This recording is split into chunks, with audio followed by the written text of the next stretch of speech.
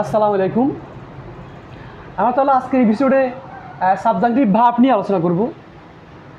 ইতিপূর্বে আমরা আলোচনা করছি যে সাবজাংটিভ হচ্ছে এমন একটা এক্সপ্রেশন, যে এক্সপ্রেশনটাকে আমাদের অবশ্যই কমপ্লেক্স সেন্টেন্সে প্রেজেন্ট করতে হয়। হ্যাঁ, সিম্পলে বা কম্পাউন্ডে যদি এক্সপ্রেশনটা প্রেজেন্ট করা হয় তাহলে ইন সাম সেন্সেস ওখানে একটা অসঙ্গতি তৈরি হয়। তবে অনেক ক্ষেত্রে যেমন এই সমস্ত ভার্ব দিয়ে তৈরি করা সেন্টেন্সটাকে সিম্পলে করা যায়, তবে ওদের মধ্যে ভার্বের যে কারণে ভার্বগুলো ইউজ করা হয় বা ভার্বগুলো যে জন্য জন্ম, ওই জিনিসটা কিন্তু মেয়াড হয়, ব্যাহত হয়। এবার এরকম প্রায় 30 প্রেপোজিশন আছে, এরকম 30 ভার্ব আছে যে ভার্বগুলোর পরে একটা দ্যাট ক্লজ চলে আসে এবং যে দ্যাট ক্লজে একটা ভবিষ্যতের ভাব থাকে। হ্যাঁ, এই সমস্ত ভার্বগুলোকে সাবজাংটিভ ভার্ব বলা হয়। Let's go to example sentence.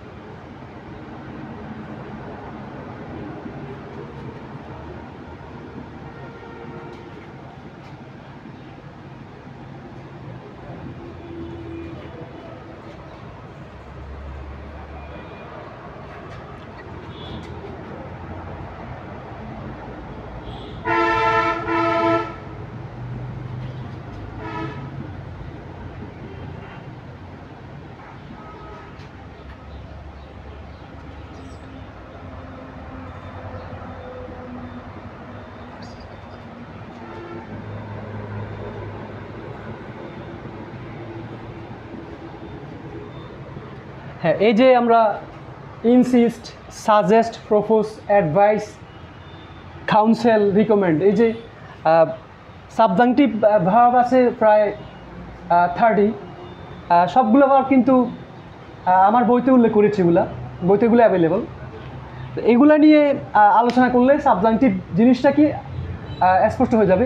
এবং এখানে যে সাবজাংটিভ ভার্বগুলো দেখা যাচ্ছে এদের ব্যবহারের ক্ষেত্রে একটু সূক্ষ্ম ব্যাপার আছে, এই জন্য এই ভার্বগুলো দিয়েই সাবজাংটিভ আমরা আলোচনা করতেছি। তো এখানে যে ইনসিস্ট ব্যবহার হয়, কোনো ইনসিস্টের তো এমনি গুরুত্ব দেওয়া, জোর দেওয়া, বাট কোনো একটা ব্যাপারকে গুরুত্ব সহকারে গুরুত্ব দিয়ে বলার জন্য ইনসিস্ট ব্যবহার হয়।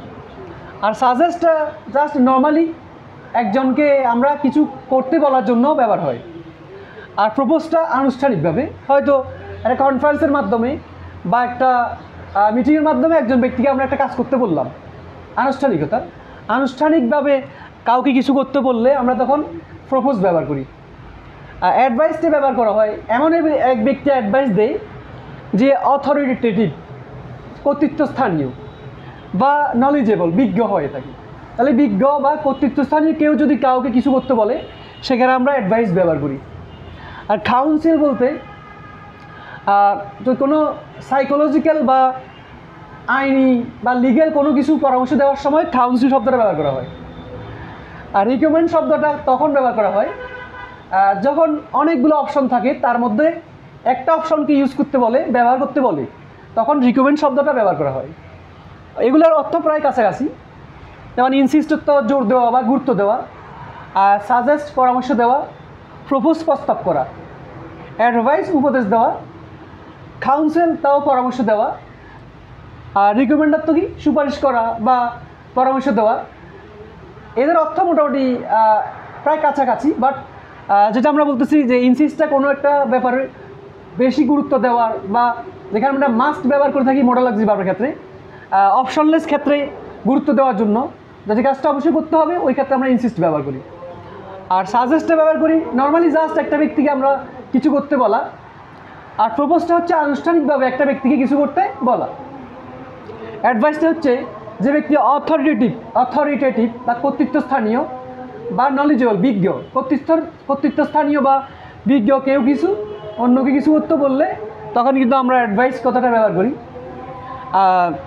কাউন্সেল মানে স্যার তাও পরামর্শ দেওয়া, তবে সাইকোলজিক্যাল বা লিগ্যাল আইনি ব্যাপারে কোনো পরামর্শ দিলে তখন আমরা কাউন্সিল শব্দটা ব্যবহার করি। আর রিকমেন্ড শব্দটা তখন ব্যবহার করি যখন একটা কাজ করার জন্য বা একটা ক্ষেত্রে অনেকগুলো অপশন আছে, তার মধ্যে থেকে একটাকে আমরা করতে বলার জন্য রিকমেন্ড শব্দটা ব্যবহার করি।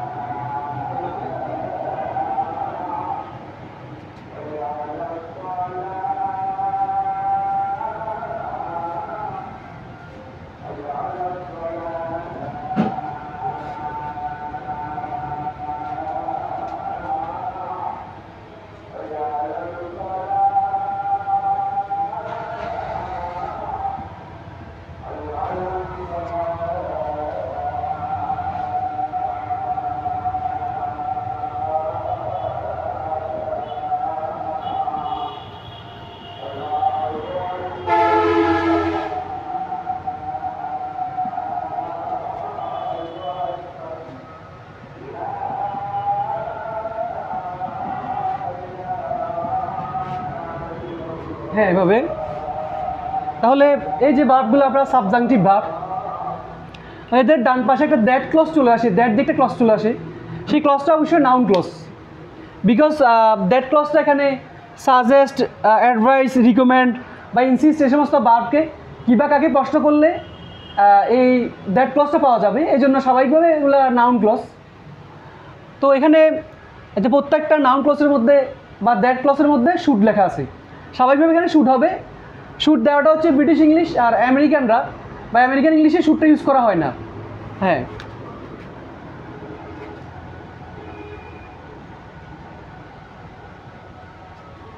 আমেরিকানরা অধিকাংশ ক্ষেত্রে যেমন আমরা প্রোগ্রাম লিখি, হ্যাঁ, PROGRAME প্রোগ্রাম, সেখানে এটা ব্রিটিশ ইংলিশ। আর আমেরিকানরা এই সমস্ত ওয়ার্ডের ক্ষেত্রে একটু কিচ্ছতা প্রদর্শন করে, অস্টেরিটি প্রদর্শন করে। হ্যাঁ, PROGRAM প্রোগ্রাম, হ্যাঁ, এটা হচ্ছে আমেরিকান ওয়ার্ড। তাহলে আমেরিকানরা ইংলিশের ক্ষেত্রে কিচ্ছতা বা অস্টেরিটি মেনটেন করে, মানে ওয়ার্ড কম ইউজ করার চেষ্টা করে। সো ব্রিটিশ ইংলিশে এই সমস্ত দ্যাট ক্লজে আমরা শুড ব্যবহার করি, আর আমেরিকান ইংলিশে শুডগুলো বাদ দেওয়া হলেও কিন্তু শুডটা আছে বলে এরকম মনে করা হয়। এই জন্য ভার্বটা কিন্তু প্রেজেন্ট ফর্ম থাকে, যদিও এখানে সাবজেক্ট হি, শুডটা বাদ দিলেও কিন্তু ভার্বের সাথে অ্যাজ যোগ করা যাবে না। ঠিক একই লাইনে the doctor advise that he should take rest, এখানেও শুডটা বাদ দিলেও সাবজেক্ট থার্ড পারসন সিঙ্গুলার কারণে টেকের সাথে অ্যাজ দেওয়া যাবে না, বিকজ শুডটা উজ্জ্বল আছে মনে করতে হবে। একই অবস্থা এখানেও শুডটা বাদ দেওয়া যাবে আমেরিকান ইংলিশে, তবে সাবজেক্ট এখানে অফকোর্স প্লুরাল, সমস্যা নাই, সিঙ্গুলার প্লুরাল ক্ষেত্রে একই। আবার লাস্ট লাইনে দেখা যাচ্ছে দ্যাট ক্লসের পরে subject third person singular, subject third person singular হলেও আমেরিকান ইংলিশে শুডটা বাদ দিয়েও বারবার সাথে কী করা যাবে না, এস বাই এস যোগ করা যাবে না, বিকজ শুডটা বাদ দিলেও শুডটা এখানে আন্ডারস্টুড বা উজ্জ্ব আছে বলে মনে করা হয় আমেরিকান ইংলিশে। সো সাবজাংটিভ ভার্বগুলোর পরে দ্যাট ক্লজ লেখার সময় আমেরিকান ইংলিশে শুডটা ইউজ করে না, আর ব্রিটিশরা শুড ইউজ করে। আর এগুলোর অর্থ দাঁড়াচ্ছে কীভাবে, we suggested that he should leave the job, আমরা পরামর্শ দিলাম যে তার চাকরিটা ছেড়ে দেওয়া দরকার, এখানে শুডটা কিন্তু দরকার অর্থ দেবে। The doctor advise that he should take rest, doctor পরামর্শ দিল যে বা ডাক্তার উপদেশ দিল যে তার রেস্ট নেওয়া দরকার। We recommended that they should sell the house, হ্যাঁ এখানে একটা হাউস নিয়ে অনেকগুলা মেনি সাইডেড প্রবলেম দেখা দিয়েছে, আলটিমেটলি এখানে অনেকগুলা দিক থেকে একটা পরামর্শ দেওয়া হলো, সেটা হচ্ছে বাড়িটা সেল করে দেওয়া। হ্যাঁ, তো রিকমেন্ডে কী করা হয়, অনেকগুলা অপশন যখন থাকে একটা অপশনকে প্রেজেন্ট করার জন্য রিকমেন্ডটা ইউজ করা হয়। I insisted that he should leave the place, আমি তাকে জায়গাটা ছেড়ে দেওয়ার জন্য জোর দিলাম, ইনসিস্ট তো জোর দেওয়া বললে হবে বা গুরুত্ব দেওয়া বললে হবে, মানে ওই কাজটা করা অফকোর্স খুবই ইম্পর্ট্যান্ট, অপশনলেস, যেটা না করলে নয়, এই সমস্ত ক্ষেত্রে আমরা ইনসিস্ট ভার্বটা ব্যবহার করি। I insisted that he should leave the place, আমি জোর দিলাম যে সে জায়গাটা ছেড়ে দেবে, এরকম একটা করলে হবে। অথবা আমি জোর দিলাম যাতে সে জায়গাটা ছেড়ে দেয়, আমি গুরুত্ব দিলাম বা জোর দিলাম যাতে সে জায়গাটা ছেড়ে দেয়, এরকম একটা করলে হবে। সো আমরা লাইনগুলো আবার পড়ে দেখছি। We suggested that he should leave the job, আমরা পরামর্শ দিলাম যে তার চাকরিটা ছেড়ে দেওয়া দরকার। The doctor advise that he should take rest, doctor উপদেশ দিল যে তার রেস্ট নেওয়া প্রয়োজন অথবা তাকে রেস্ট নিতে হবে, এরকম অর্থ করলে সমস্যা নেই। We recommended that they should sell the house, আমরা সুপারিশ করলাম যে, রিকমেন্ডেড তো সুপারিশ করা বললে হবে বা পরামর্শ দেওয়া বললে হবে, সমস্যা নাই। তো আমরা পরামর্শ দিলাম যে বা সুপারিশ করলাম যে তার বাড়িটা বিক্রি করে দেওয়া দরকার, আমরা সুপারিশ করলাম যে তার বাড়িটা বিক্রি করে দেওয়া দরকার, এরকম অর্থ করলে হবে। লাস্ট লাইন হচ্ছে আমি জোর দিলাম যে সে জায়গাটা ছেড়ে দেবে, অথবা আমি জোর দিলাম যাতে সে জায়গাটা ছেড়ে দেয়। Thank you, thanks everybody.